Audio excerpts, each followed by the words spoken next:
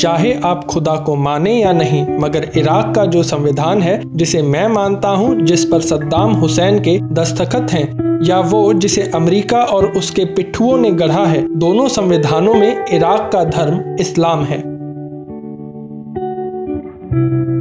नहीं, आप पहले मेरी बात सुनिए। मैं कोई स्कूल का बच्चा नहीं हूं और आप मेरे मास्टर नहीं हैं कि मुझे वो कहने पर मजबूर करें जो आप सुनना चाहते हो।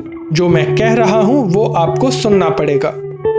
मैं कोई वकील नहीं हूं, आप जानते हो। मैं सही को सही कहने की जुर्रत रखता हूं, चाहे सियासत हो या मेरी निजी जिंदगी। यही कारण है कि चाहे यहूदी हो या अमरीकी पिट्ठू या उनके अफसर, सभी सद्दाम हुसैन से नफरत करते हैं, क्योंकि वो सच नहीं सुन सकते। व्हाइट हाउस ने झूठ बोला, मेरे खिलाफ झूठा प्रचार किया।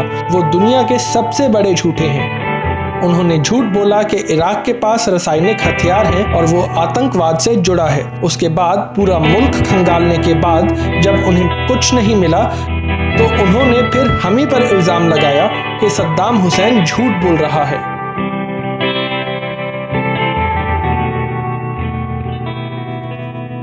ये लोग बेइज्जती कर रहे हैं, मजाक उड़ा रहे हैं उस आदमी का जो 35 साल तक तुम्हारे मुल्क का सदर था। इनके कहने का मतलब है इराक के लोगों ने एक झूठे को अपना रहनुमा माना। इराक के लोग ऐसा कभी नहीं करेंगे।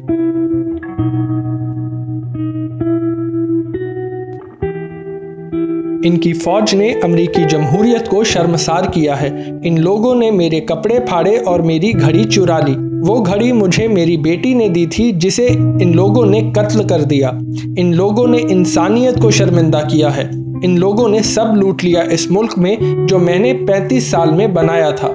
इन लोगों ने हर उस चीज को लूटा जो मैंने पाया था। इनको लगता है कि ऐसा करके ये लोग सद्दाम हुसैन को खत्म कर देंगे, उसकी शख्सियत को खत्म कर देंगे। मैं दो खुद मुख्तियार मुल्कों के राष्ट्रपतियों की तुलना करने के लिए यह कह रहा हूं कि मैं ऐसी हरकत कभी नहीं करता जो बुश ने की। ये अमरीकी भूल रहे हैं कि सद्दाम हुसैन की पहचान उसके कपड़े नहीं हैं। ऐसी छोटी हरकतों से ये सद्दाम हुसैन को नहीं मिटा पाएंगे। इनको शर्म आनी चाहिए ऐसी हरकतें करते हुए। ये याद रखें कि ये तशद्दुद सद्दाम हुसैन को बड़ा बनाएंगे। वो मुझे इस तरह झुका नहीं सकते।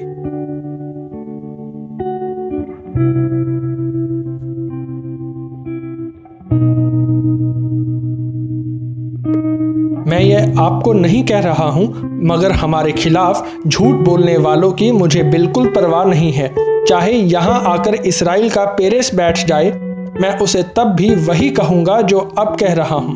मिस्र के लोग भी उसे यही कहते हैं कि लानत है तुम पर, लानत है तुम्हारे वजूद पर।